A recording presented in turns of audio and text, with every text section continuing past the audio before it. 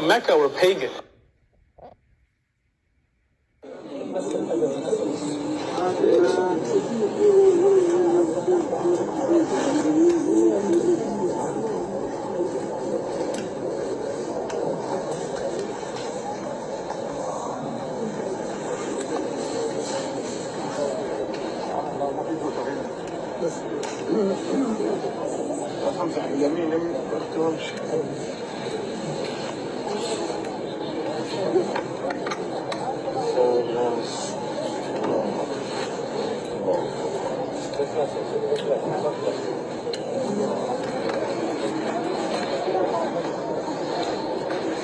The people of Mecca were pagan.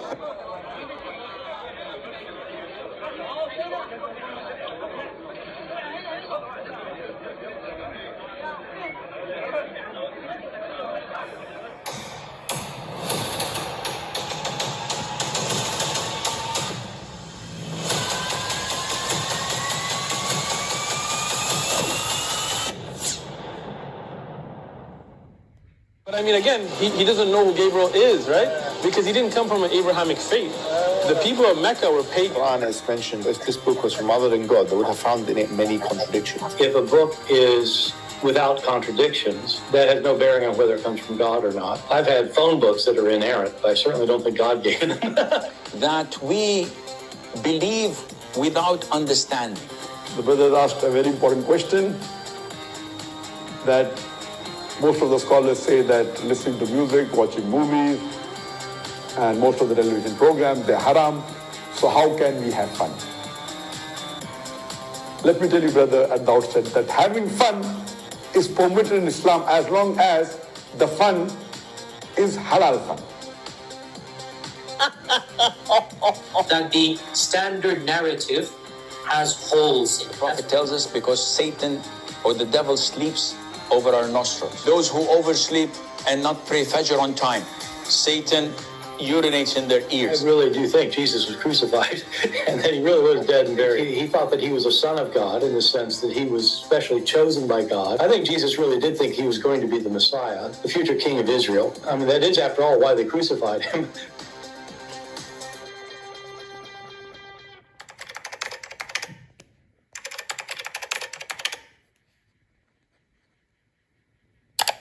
Christian Prince, are you there? Yes, I hear you. Sure. All right, are you there, Christian Prince? Yes, my friend, you are live on air. What do you have to say to okay, us? sorry. Yeah, sorry about that. I was connected to my Bluetooth. I'm an American Muslim, and I recently converted to Islam, and I've been watching your videos on YouTube, and well, at first I got angry with you over some of the things you were saying. I've been looking into some of the things, and I think I've made a bad decision. And now I feel like I need to come out of it. But if I do that, I'm not going to tell anybody about it because I've recently learned about the apostasy laws. And I just think that I'm going to get some serious backlash. So I guess I'd be better off. No, my friend, don't worry. You live in USA, they will not even dare to touch you. Those cowards, they will dare to touch you only if you live in their countries. No. Yeah, when I converted, I was told this beautiful story about how Islam is the only monotheistic religion left, and how Muhammad is the seal of the prophets, and Islam only engages in war, it's defensive war, and they were very nice and they were very kind when speaking to me.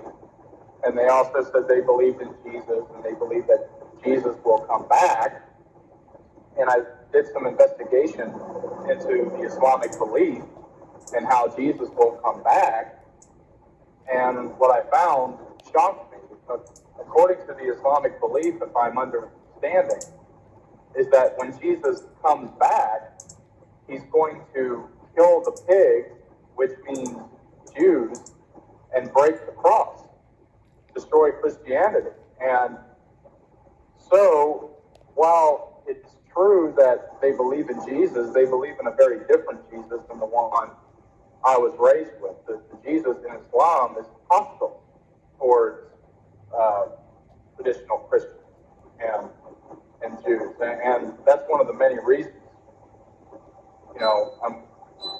angry at you at first, but I'm actually glad that you do what you do, because there's so many things that so many Muslims don't know about their own faith, myself included. So I just thought would give you a call. Did you ever call me before? Did you ever call me before? No. No. No. Because there's some silly people, they say, and you called me before, but you did not. Yeah. People, they are silly. Yeah. So my friend, so did you decide today to leave Islam? Yes. I mean, Yes, to that. And what about becoming Christian again? Do you accept Jesus as your Lord and your Savior? Yes, I do. I mean, to that, and we are happy for you. And I feel terrible there's a lot of really good Muslims out there who I don't think that they either don't know about the core things that Islam teaches. Another thing that Islam teaches is that women don't have the same rights as men do. I mean, yes, they have rights, but I'll give you an example. The Quran teaches that a woman is required to submit to the sexual needs of her husband, and if she doesn't, Allah and His angels will curse her all throughout the night when she's asleep. And a man is able to unilaterally divorce his wife, no questions asked. A woman can't do that in Islam.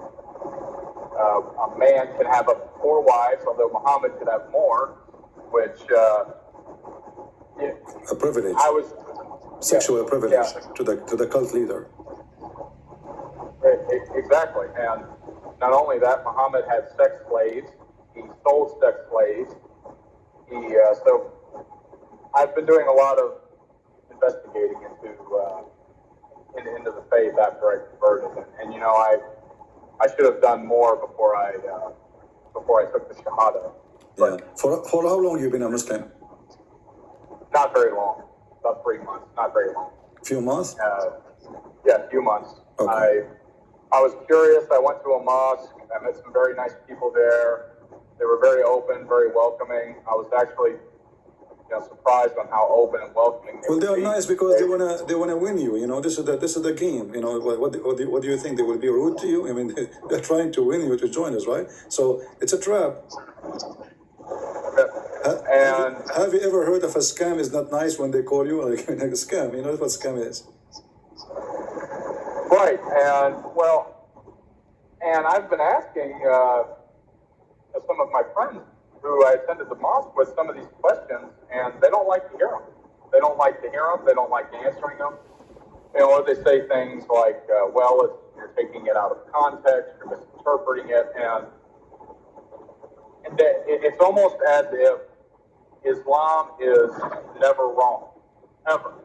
The Christians are always wrong, and Islam is always right. Islam has never killed a person, it's never done anything that would reflect negatively on the faith. And I was also looking into ISIS and other terrorist organizations that have done, beheadings, rapes, sex slavery, and all of these things.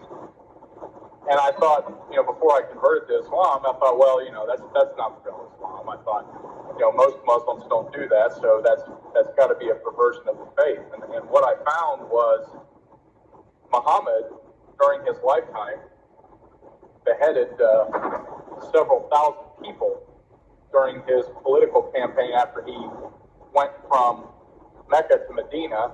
He then became a politician and a jihadist, so he switched from religion. He turned to politics, and his favorite method of execution was beheading. That was his favorite way to.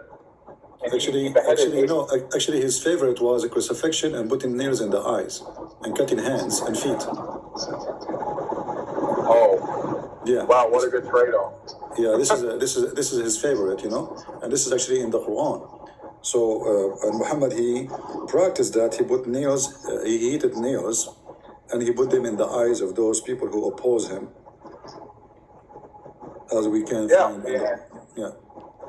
And with his wife, I also found out that with his wife Aisha, part of how he got Aisha to marry him was he and Aisha tricked Aisha's No, uncle. not Aisha, Khadija. Khadija. Khadija. Oh, okay, right. Well, they Khadija's father. tricked him into getting Muhammad to marry him. Right. They tricked him while he was asleep, and they put ceremonial marriage robes on him. Yeah, they made the father drunk. Drunk. They made the father drunk, and they changed his clothing. And then when he woke up, they told him, "You married me to you this married us." guy." But he said, "No, I did not." You know, so it was a fraud. Right. Yeah, and this is telling you the quality of the wife and the husband. You know. And so, you know, at first when I was watching your videos, I thought that you had I thought this guy's just got a real beef against Islam. And, you know, I thought a lot of the things you were saying were nonsense, but at the same time, I couldn't put down your YouTube channel. I just kept listening, and so I did some investigations, and so much stuff I found out since then. So for how long you are listening? For how long you are listening to my channel? A few months, 2 months. Okay. I listened to it 30 days after I converted to Islam, and you were doing a video about what was it? You were debating a Muslim. I think his name is Ibn Farouk. Was his name?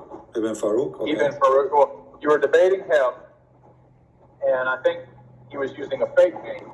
Okay. And when you were debating him, you guys were talking about when Adam sinned in the garden, and you were discussing whether or not angels had the ability to lie.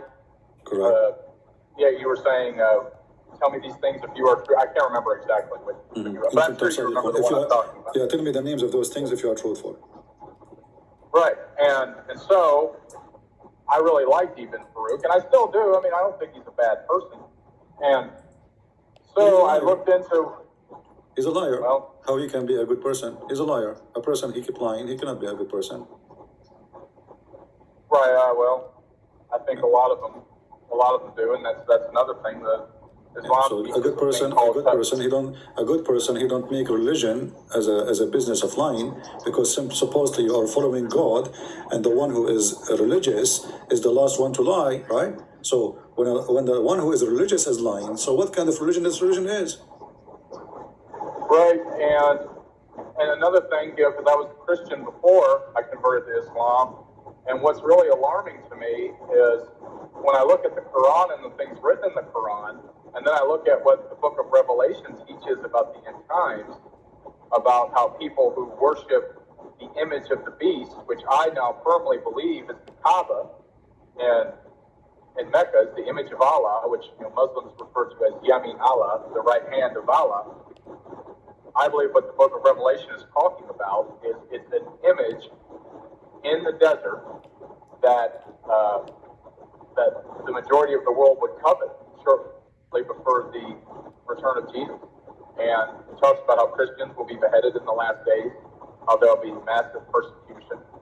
And another thing, what most people don't understand about Muhammad was after he died, his caliphs, Abu Bakr, followed by Umar, followed by Uthman, they conquered a quarter of the world's population in a span of, I think it was 40 or 50 years. They conquered most of North Africa, the Middle East. It used to be Christian before Islam came out of Arabia. But as soon as Islam came into the world and the caliphs came into the world, they immediately began attacking their neighbors to the north, south, east, and west in all directions, and it's still going on to this day. So when people get upset when they say that ISIS is not the true Islam, I can tell you right now that as somebody who, at least until most recently was a Muslim, even for a short period of time, ISIS is practicing the Sunnah. They are practicing the core teachings of Islam. 50 years after Islam was born, over 90,000 churches were destroyed all throughout the Middle East, going towards Persia, and all throughout North Africa. So, when somebody says to you, ISIS is not Islam, you should say to him, name for me one thing ISIS did Muhammad did not do. Just name one. he did all of it. the sex slaves. Muhammad had sex slaves. He sold sex slaves. His favorite sex slave. Beheading, cutting hands, cutting feet, crucifixion, you know, I mean, everything they did is very Islamic, you know, attacking the neighbors. Muhammad, he says, attack the Romans so you can get the blonde girls. And, you know, I truly believe that it's the see, most Christians today think that the mark of the beast is going to be some microchip or some, you know, or some stamp on your hand or your forehead, but they don't know what the Shahada is. The Shahada, when someone recites the Shahada, they are renouncing Jesus Christ. They are proclaiming allegiance to Allah, to Muhammad. They're pledging allegiance. It's a declaration. God doesn't care about a barcode on your hand. He doesn't care about a microchip. He cares about false worship to a false God. That's what makes God angry. So that is what the mark of the beast is. And in the end times, I believe the Mahdi is going to be the Antichrist. So your listeners who don't know who the Mahdi is, the Quran teaches that shortly before the Day of Judgment, that an Islamic Jesus will return to Syria, in Damascus, and that the Mahdi, who is the Islamic Messiah, will purge the world of Christianity and Judaism and to establish Allah's eternal rule on earth. And it's going to be from Jerusalem, not from Mecca. He's going to, the Muslims want to retake Jerusalem, and they want to set up an image to Allah in Jerusalem. And all of this is in the Bible and the Quran. So Christians it's imperative that when you talk about end times, that you don't just look at your Bible, you have to look at the Quran, what Muhammad taught, the Sunnah and the Hadith about the end times, because it all bears a direct relevance to all of this. And well, my friend, we are happy that you decide to leave this garbage. And if you know any of your friends, you met them during the time you became a Muslim in the mosque, and they were a Christian, they converted to Islam, let them watch my videos and ask them to be free to call me if they are still not convinced to leave Islam. Right. And, with the apostasy laws, well, don't worry about apostasy law. Don't worry about it. Here, they don't dare to do anything. Here we go. I live in America. I love at Muhammad every day. What they can do about it? We are men. We are not cowards, right? Right. We are men. I'm not worried about anything happening here. Yeah. What? But the reason I'm bringing up the apostasy laws, I'm not worried about it here. Don't worry. Many Muslims take these apostasy laws very seriously. No, they don't. They don't. People are leaving Islam, my friend. People are leaving Islam. No, people are leaving Islam in the Middle East, left or right. Just go and see in the Middle East what's happening. You know, all this is over. All this is over. The only place is crazy is like Pakistan. You know, Pakistan is the country. All of it is controlled by terrorists. Bangladesh, maybe Pakistan. But if you go in the Middle East, if you go to many countries in the Middle East, you will see many even changing their names from Muhammad to George or whatever, you know. So all this is really over. Even now, the Islamic fatwa of Egypt, because many they are leaving Islam, they don't dare anymore to say we want to kill him. There's no. That's it. The law of apostasy in Egypt cannot be practiced. The law of apostasy, even in Saudi Arabia, cannot be practiced. They have now music. They have theater, they have a party. Even now the Saudi prince established a bikini beach. So all this is over. And I assure you soon, the Saudi crown prince of Saudi Arabia will allow Christians to build the churches because they are trying to fix this country, which Muhammad damaged. So there's a big revolution in the Middle East right now. And the Middle East has changed. Just last week, the government of Emirat, they changed the holiday or every weekend from the normal Friday to be Saturday and Sunday. So from now on, Muslim in United Arab Emirat, they have their weekend as us, Saturday and Sunday, which is following the Bible. Wow. Right, and for your listeners too, another thing, when people first convert to Islam, they really just, like, I was born in the United States, I'm an American, I was born and raised as a Christian, when you convert to Islam, they're really obsessed with micromanaging everything you do, how you dress, how you speak, what you're allowed to say, what you're not allowed to say. Everything is haram. Absolutely everything is haram. You got just people bugging you night and day. And if you don't show up to mosque, if you don't show up to prayer, you have people calling you, wanting to know how come you haven't shown up. Yeah, they harass you. I mean, It's harassment religion. They try to intimidate you too. They try to intimidate you to tell you we are watching you in case you do not know. Right, No. and that's another reason why when I first came across your videos, I started taking a closer look, and it's been an incredible couple of months. All the stuff that was not taught to me that I've since discovered. Muhammad was a sadistic human being. He removed the heads of 800 Jews in a single day. In a single day, while his wife watched, they watched the beheadings from sun up until sundown. This was after they had conquered the city of Khaybar, I believe. Muhammad conquered Khaybar. They rushed out all the male Jews that were alive. Women and children were immediately given to Muslim families, and they beheaded 800 Jews in a single day. And then after his death, Muhammad's generals, one of his generals was a man by the name of Khalid. I can't pronounce his last name. Khalid was the name. I'm sure you know who I'm talking about. Khalid had killed Zoroastrian Christians, beheaded them at once, and this is a terrible story, but your listeners need to hear it. Khalid was one of Muhammad's top generals, who was also Maybe you mean Khalid. Khalid? You mean Khalid?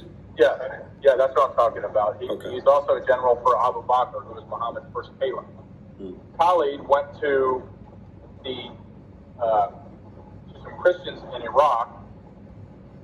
He conquered this Christian city. He then took the I believe it was the Zoroastrian tribal leader. He cut off the man's head.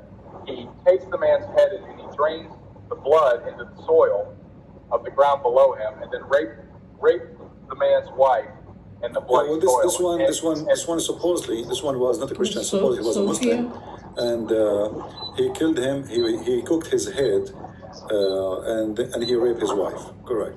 Yeah. And so Islam destroys the human spirit. These are when you think of these acts that Muhammad did and then his close companions did.